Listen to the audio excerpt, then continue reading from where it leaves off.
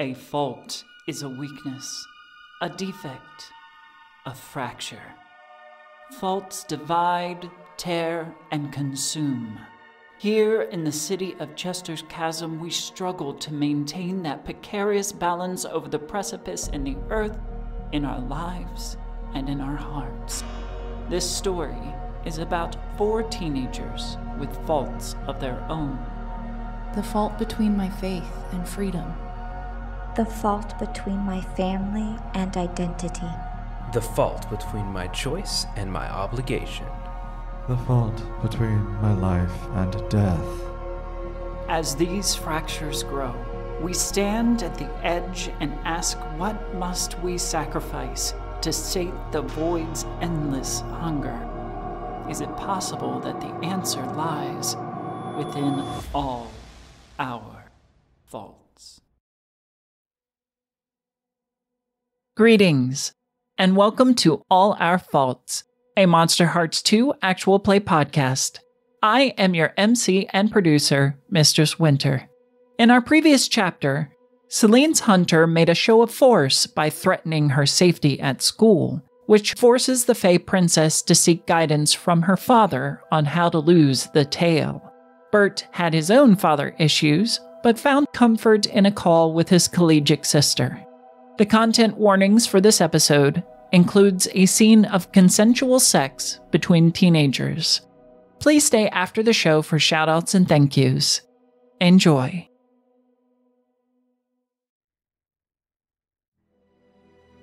Chapter 8. Our arrivals are suspect. The week trudges past Wednesday and through most of Thursday for our faulty 4. But someone has evening plans for Saline. You will receive a text from Jacob. Hey, Saline, what do you think about coming around my place tonight? It'll be a few minutes before I respond, considering I am in class. But as soon as I can find a spare moment to pull out my phone, hide it under my desk or behind a book or a worksheet, I will open up the text message, read it, and respond, sounds good to me. What time? Rents are going out around 6. Come over anytime after that. I will send a thumbs up and say, I'll be there no later than 7. Fire emoji. I'll also ask for his address, because now that I think about it, I probably, know vaguely where he lives, but, I don't think I've ever been to his house. So I'd need his address, especially so I can take the bus there. He'll send his address. So later, after school, the sun lingers on the horizon as it heads for dusk. You get finished with your book club, head home. Are you making any particular preparations? Yeah. A little bit. So first I would be checking the mirror to see if there's anything from my dad or his second in command whose advice I'm following. Especially because I'm pretty nervous about this whole thing. And there's definitely some feelings of guilt that are fluttering up as I am processing that I'm, mainly doing this to get the hunter off my scent for however briefly it will be. And that doesn't feel great. It feels so terrible, actually, that as I'm standing in the mirror doing my hair, I consider backing out and texting Jacob that something came up, I can't come over. But as I stare at myself in the mirror and just kind of process the bags under my eyes, because I have not been sleeping well for months now. Kind of the bloodshotness to my eyes and just the tiredness that I'm feeling all the time. I will steel myself and continue getting ready. I won't put on much makeup, but I'll do a little something, a little bit of mascara, a little bit of gloss, I will do my hair a little bit. I'll kind of braid the front pieces into a little bit of a crown and leave the rest hanging over my ears and my neck. And I will put on an outfit. I think probably a cute top and some nice jeans and a cute pair of boots. And the top definitely form-fitting. There's some cleavage going on. I'm definitely trying to look sexy. It's not a look I'm used to, so it almost feels uncomfortable as I look at myself in the mirror, but I steel myself and send a text to Jacob that I am about to be on my way, and I will grab a purse and head out. All right.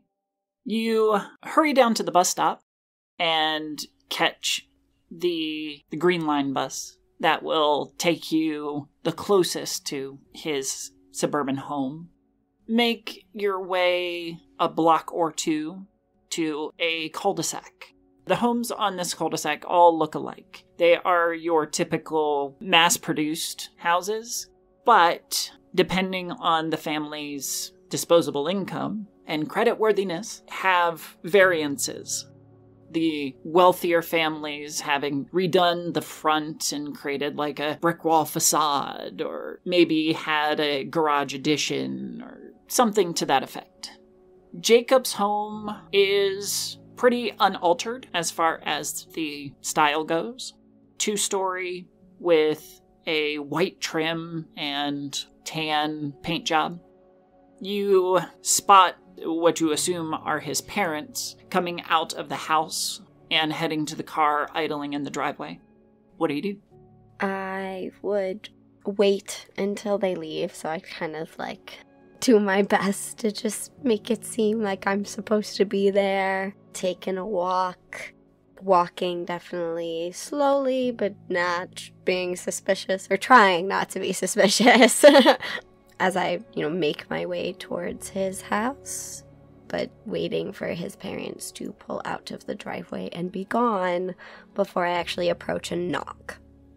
The car reverses out of the driveway and heads up the street past you where the exit to the cul-de-sac is. I will continue walking towards Jacob's house. I will make sure that the car is out of the cul-de-sac, though, before I fully approach the house and knock on the door. You hear a rumbling as Jacob springs into action. I'll be down in a minute! Okay. There is this dun-dun-dun-dun-dun as he practically tears down the stairs, and he rushes at the door so fast that he has to catch himself before he opens it.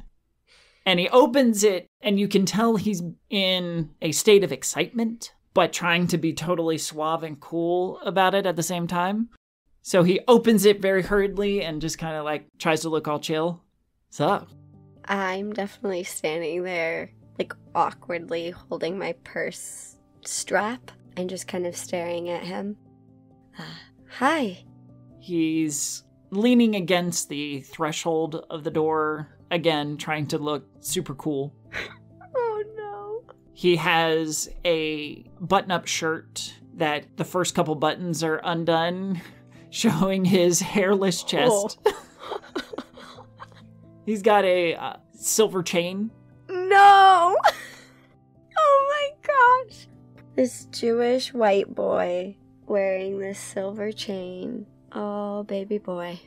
And his heritage is belied by the curly black hair on his head that he's tried to slick. Baby boy, just let yourself have curls. It's okay. Yeah. He's definitely tried to tame them. Jacob's definitely stolen his mom's straightener before to try to get the curls. Yeah, and it's obvious. For the most part, he's gotten it kind of tamed, but there is a curl or two breaking up the plane of that sweep, because they will not be contained. Oh, honey. Yeah, well, when you have curls, it's hard. It is. I will kind of look him up and down and just take it all in. Sure. He's got on a pair of corduroy pants and loafers. It's a look. It's a look. It's a look. This poor boy, he's trying so hard to impress her. He will invite you inside after seeing you stand there for a moment. Oh, yeah. Come on in. We got the basement. It's furnished. It's totally cool. Great. The basement sounds great. It's, nice and private. We can go chill. Absolutely. Chilling. That's, yeah. I've ordered some pizza. Pizza should be on its way. You've thought of everything. Thank you. And there's a difference in her voice when she says that, because she is kind of processing the fact that he is really trying hard, because there is genuine wanting to impress her, and she feels still guilty about things, and so she doesn't want to be too much of a bitch to him. It's kind of this very suddenly genuine, like, thank you. Yeah. Yeah, come on in. Let me show you around. And he will lead you inside, give you a very brief tour. There's the bathroom, over there's the kitchen. If you need anything, just let me know. I will get it for you. And here's the basement. There's no door that leads to the basement stairs. And he leads you down the carpeted stairway to this very large basement under the house that's actually very beautifully put together. You can tell it's part living room, part rec room. There's a pool table over on one side. There's a big screen TV, game consoles, the works. I feel like this is the type of basement that also, has a bar. Yes. His parents, they're the suburbia, I have a bar in my basement because I wanted to make drinks when people come over, when I host dinner parties. Exactly.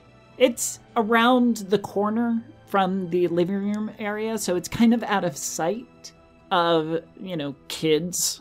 But, yeah, it's there. I will definitely be looking around and just, wow, you have a really lovely home. Because this is definitely much bigger and much nicer than my home. Really? I mean, I thought everybody had a place like this, especially in Chester's Chasm. No, not everyone does. Huh, that's weird. Want to watch a movie? What are you into? Oh, anything really. I don't watch movies a lot, actually. Okay, all right.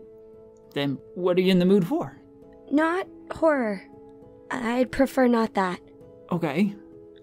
Do you have a favorite movie? Well, one of my favorites, Top Gun.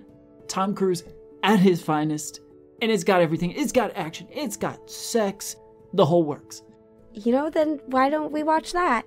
I've seen that one. So we can enjoy it together. And if we get distracted, neither of us are missing much. I kind of like the idea of getting distracted. She'll let out a fake giggle. I was just like, yeah. He will encourage you to get relaxed, settle down, get you a drink. Are you interested in an alcoholic beverage? Because he will secure something from his dad's stash. If he offers, I'll definitely take the drink. My nerves are insane, so I would definitely want a little something to chill that out. He will make you a vodka cranberry. I won't drink too much of it. Just kind of the idea of having something that can help settle my nerves is what I'm looking for. I won't even drink enough of it to feel anything at all. I will take a few sips, but the idea behind just being able to settle my nerves. He gets you the drink. He sets the movie on. When the pizza arrives, about 15 minutes later, he brings it down and with some paper plates, napkins, the works. He settles down next to you as the movie's playing. You can tell he is nervous and new to this. He fidgets a lot as you're watching the movie. At some point, you will notice that he's trying to sneak his arm around you. When I notice that, I will just simply take his arm and put it around me. That seems to ease some of his anxiety, and it's replaced with that adolescent excitement that comes with crossing those little milestones, those little boundaries of intimacy that like, ooh, that feels nice. Kind of want to go further, but I'm enjoying this right now. Being a guy, as is pretty typical, you will also notice that his already tight pants are even tighter. Upon noticing that, I will think back to the conversation with Naradia and once again just steel my nerves. I know this is in my best interest. I know this is in the best interest of my family. Truly, I think that the worst that can happen is that the hunter will get off my back for a couple days. That's what I think is the worst that can happen. They'll just go after him for a few days or just leave me alone for a few days. I have no idea the full repercussions of what would happen, so I'm not even thinking about that. So seeing that he is already into me that much, I will settle my nerves and I will turn to him and just, I'd like you to kiss me now. He blinks his eyes away from the movie, which, ironically enough, is moving into that very intimate scene. Tear his eyes away and resituates himself, like more facing you. Really? Like, yeah, really? I'll just nod and really, and then lean in to kiss him. But I won't fully do it because I want to make sure he's fully okay with it. I will let him do the last little push to kiss me. He mirrors you nervously, but surely, and presses his lips to yours. I will savor that first kiss for a few moments before immediately ramping it up. I know that he's nervous, and while I'm nervous, I think I've done this before. Not with a human. I've had some experiences with some fae during the times I've spent in the fae realm with my dad. Interesting. I think we're going to have a side episode all about that. Essentially, I'm ramping it up and taking the lead, knowing that he's nervous because I can tell that he's never done this before, and I have. The first kiss for him, he lingers, not really knowing where to go from the lips meeting. I will just kind of deepen the kiss, and while continuing to kiss him, I will move so that I am straddling him. He takes this big breath of surprise and anticipation of what is happening. He leans back as you straddle him and opens up to you. I will pull away from the kiss for a moment, still fully straddling him, and just, how far are you okay with going? I've been all the way before, you know. Jacob, that doesn't answer my question. I don't. Let's do it, like, for real. You sure? Yeah. Don't we need a thing for that? A thing?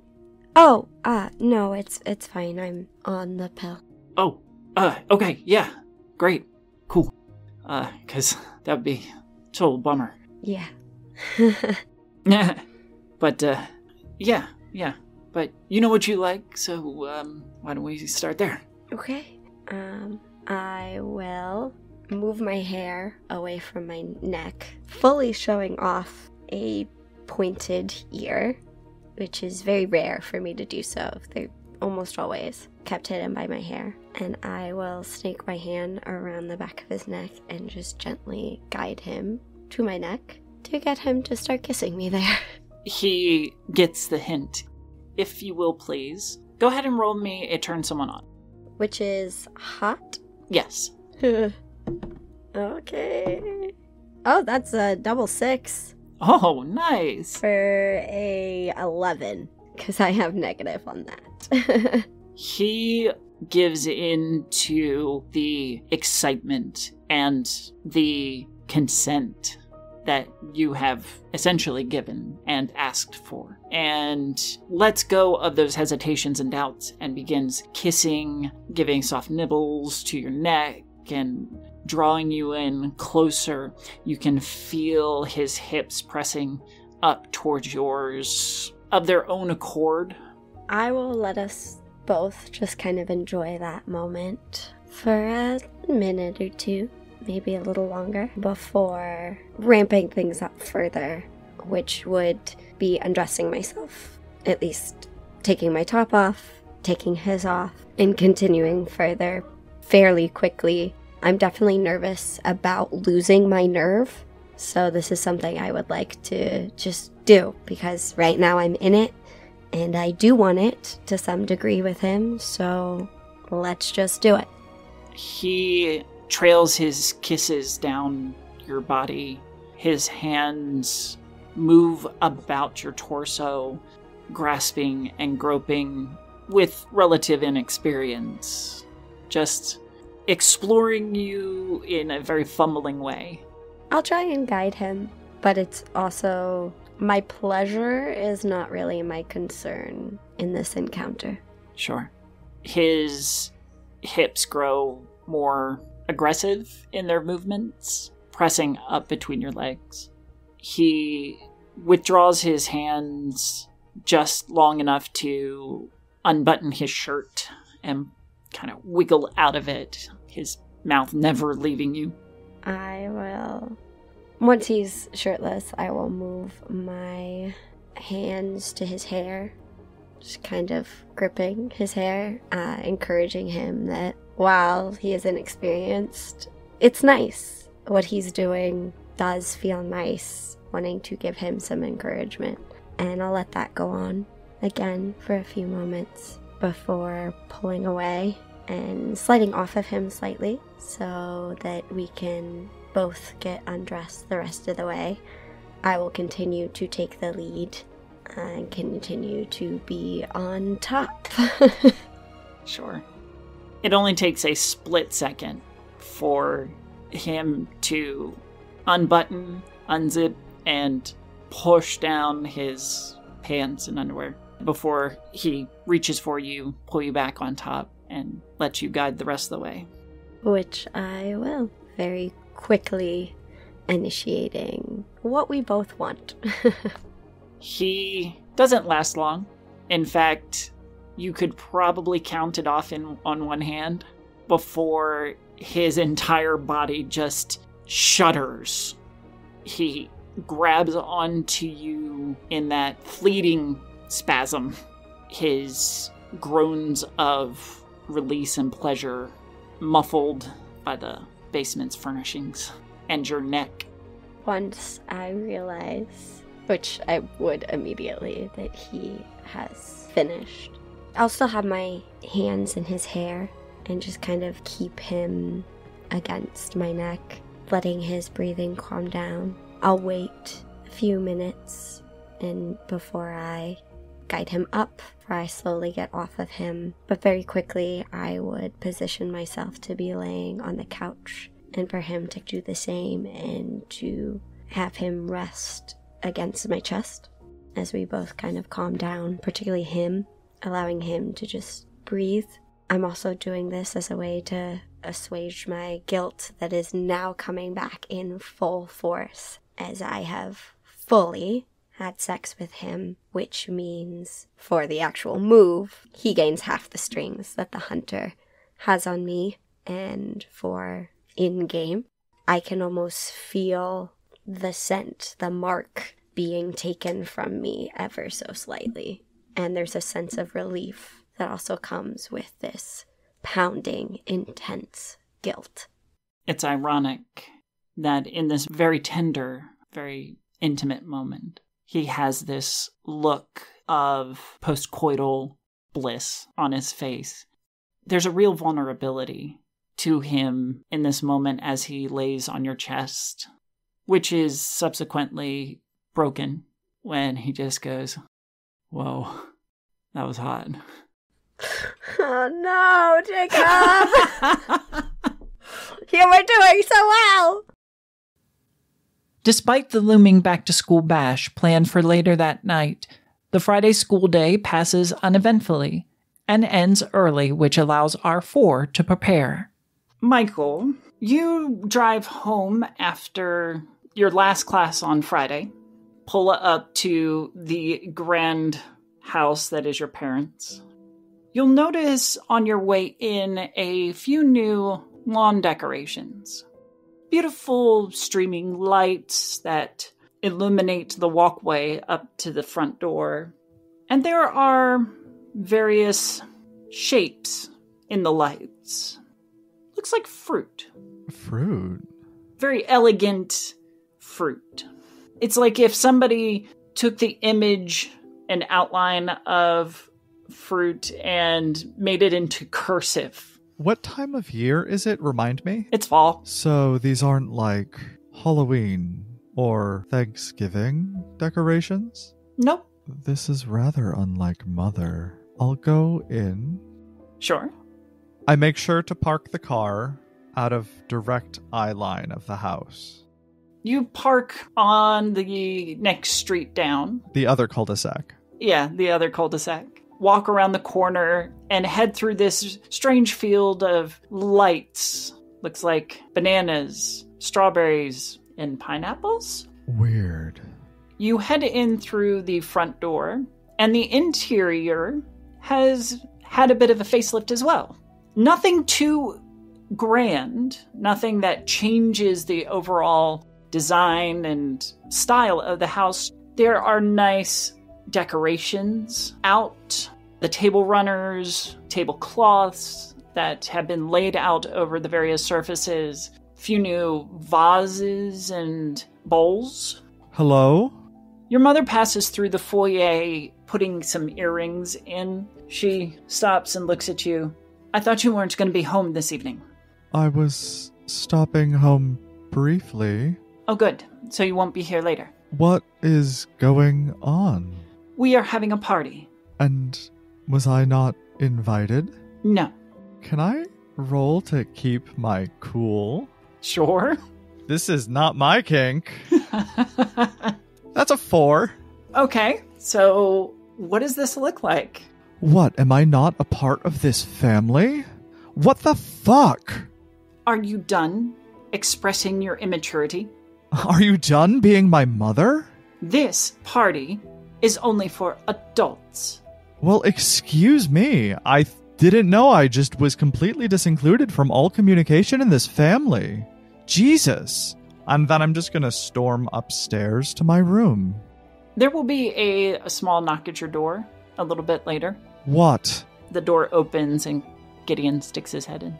Oh, hey Gideon. Hey, I wanted to know, did you want to play like a game or two? I'm kind of bored. Yeah, sure. What do you want to play? Can we play Zelda? Yeah, absolutely.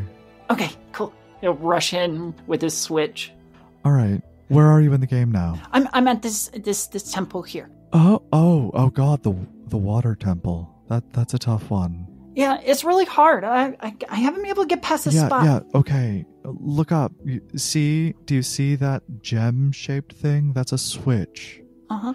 Okay, so then you have to shoot it with your bow. Oh. That'll change the water level. Okay, aim. Hit it. I got it! Yeah, good job. And we'll fade out from that scene there. Crispin, you are preparing for tonight, getting dressed, and you, head downstairs? Yeah, I think Crispin's priority, beyond, making sure he has a bag full of snacks and water and extra notebooks and batteries and chargers and all kinds of things to be all things to all people. He wants to make sure that his mother has eaten dinner. Oh, Crispin, that is very sweet of you. Just the dutiful son. You're dressed up nice. Where are you going? Oh, it's a special event at school tonight that I have to cover for the yearbook. It's always working. No time for idle hands. Well, don't you look handsome and dashing? Thank you, Mother. She is so scattered sometimes that I think like an overt, direct compliment like that really hits him. And so I think he will walk forward and wrap his arms around her for a hug. She hugs you back tightly and sweetly. Ah, thank you, Byron. Now please tell Crispin it is time for dinner. Crispin will immediately let go of the hug and just go sit in his spot. Is dinner already laid out on the table, or is this a case of she... Yeah. So she did actually make dinner this time instead of thinking she did. Then Crispin will sit down at his usual spot and serve himself and try to kind of scarf his dinner down quickly so he can GTFO. You must wait. You know the rules. Mother, I have somewhere to be. I need to... Your father must be at the table before we start. And prayers first. I am sorry. I didn't... Okay. Can I hear where my father is in the house? You would know him to be in his study, which is at the far end of the dining room. So there's these big doors that separate the two rooms. And it is a full 20 minutes before the doors fly open and your father enters into the room with a grand entrance. He moves to sit down at the table, and before his ass even pancakes into that chair, he stops and turns to look at you. You're dressed rather formally for dinner. I appreciate that, actually. Yeah, Crispin's not going to rehash that argument, so he's just going to say, thank you, Father. Crispin, lead our prayer, so that way we may eat. Okay. Crispin will stand, and he will recite the customary food blessing, and it's a prayer that children in their church know. Heavenly Father, we gather together under your sight and by the grace of your hand to celebrate this meal and the path we walk on this earth. By faith and by sight, we follow you from this day until our last day. Amen. Amen. And he will dig into his dinner silently. I'm a teenage boy. I'm going to load up my plate and then scarf that shit and try to excuse myself as quickly as possible. He takes notice of your hastiness. Are you in such a rush to leave our company? No, Father. I have an obligation at school tonight. What obligation would take you away from something more important? I made a commitment to the school and to the yearbook to document this back-to-school bash. It is something that I gave my word I would do. Father, I will endeavor to follow your teachings of always being a man of my word. Give me a shut someone down. Oh, I knew you were going to ask for that. Not the worst I've ever rolled. Is that hot? Cold. Cold. Okay, cool. So that's going to be a 5. Oh, no. I think it's best that you do not overexert yourself before your first vigil. You will stay home tonight. Father, you give wise counsel as always, but I have made a commitment. I could not go back on my word. Is not your first commitment to this family? Of course, sir, but you wanted me... Then it is settled. Your mother speaks up. Oh, but he's just so handsome. We can't let him stay in like that. And his ire shoots over like a laser toward your mother. Silas narrows his eyes. Then he can change. I think it would be best if we let our children keep their promises, as it would look better for the family. Before my father can respond, Crispin is going to abruptly stand up and say, well, Father, if that is your will, then I will, of course, do my best to honor it. Shall I contact Father Miller and Dr. Miller and let them know that you have requested that I deviate from my set path?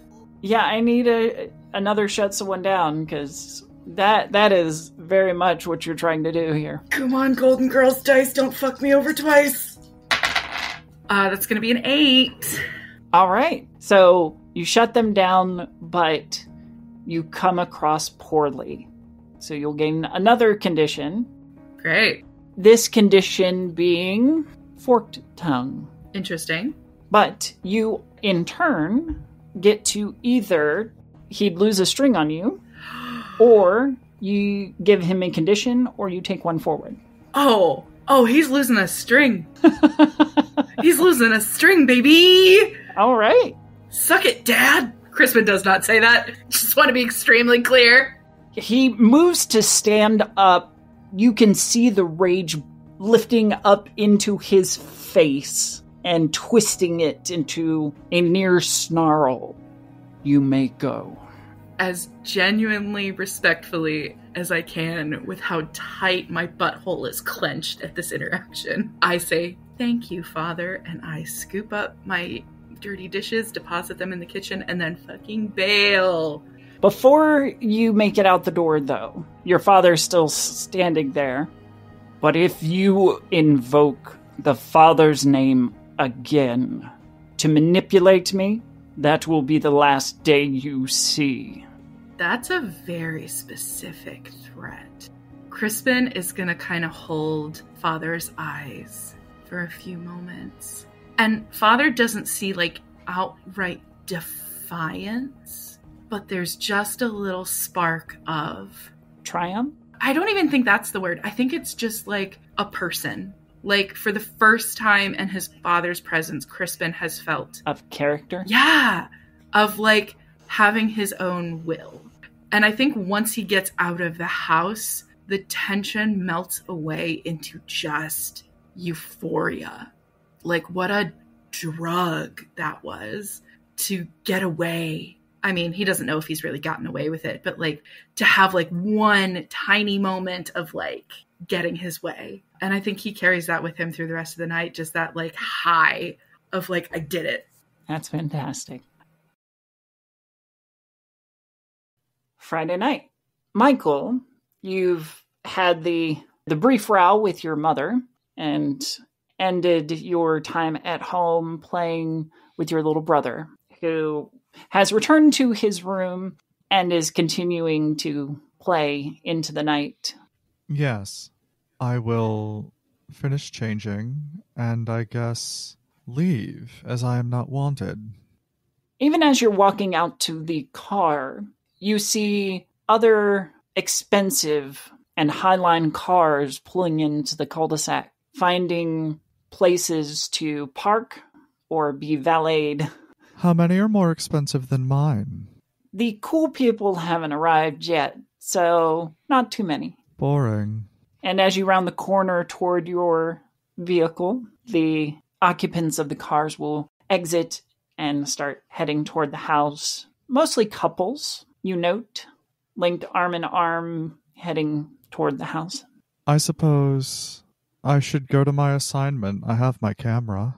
Can I drive by William Harker's quick, just to get a glance? Yes. You drive by his house, which is about middle class, you'd say. Nice enough that the house is probably on a steady mortgage and is well kept. Is he visible at all? He is not, though a light in an upstairs window will betray his presence. Is it still light out, or is it dark? It's getting toward dusk. Could I manage to, say, float up to his window to see if he's in there and get a glance? You alight on the breeze and gently land down on the overhang of the porch. Can I see him? You can. Through the curtains, he is reclined in a dark chair, flipping through one of the classics, a copy of Mary Shelley's Frankenstein. Can I hypnotize him? Sure. Thanks. I want him to be thinking about me. Just to picture me. While I'm looking at him. Okay. You know, hypnotic, my vampire move. I don't use these enough. Hypnotic, that's with hot. So that's a total of 10, because I rolled an 8 plus 2. All right, so that is a success. Swell. So you can hypnotize people who have no strings on you, roll with hot, which I did. On a 10 and up, they do exactly what you wish and have no idea that anything is wrong, which I was kind of hoping he'd know. But I just want him to be thinking about me and have the image of, like, my face and my body in his head. I want him to just conjure that up while I'm watching him. I want to see what he does. I'll be sitting on the porch. William, think of me. He looks up from reading as if he's just had a thought, puts the book down in his lap, and you can see his eyes wandering the ceiling, as many of us do when we're imagining or thinking. A small smile comes to his face. I'm going to almost tap the window, go back to my car, and drive away. Okay.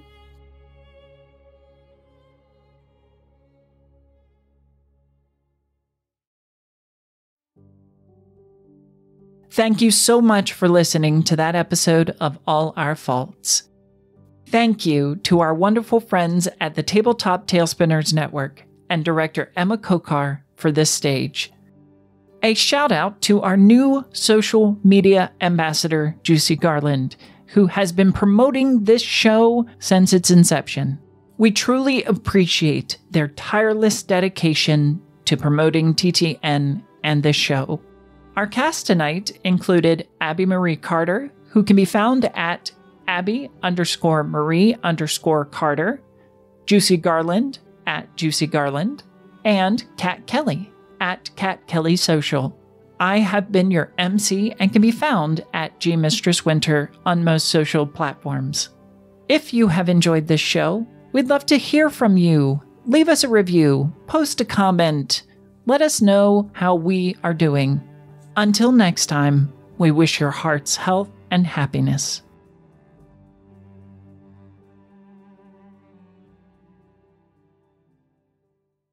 That was cute. I love that. And I wouldn't be able to go much further because I honestly have not played those Switch games. That one is burned into my soul. Yeah, just Sure. Ocarina of Time. I just went there. Oh, Ocarina of Time, yes. Yeah, that absolutely. was Ocarina of Time, and we just Oh, okay. pretended it was on the Switch. Yeah, sure. Because I don't think it is. I mean, maybe remember. they had a port over to it. There was on the 3DS. Anyways. This has been a tale from the Tabletop Tailspinners Network.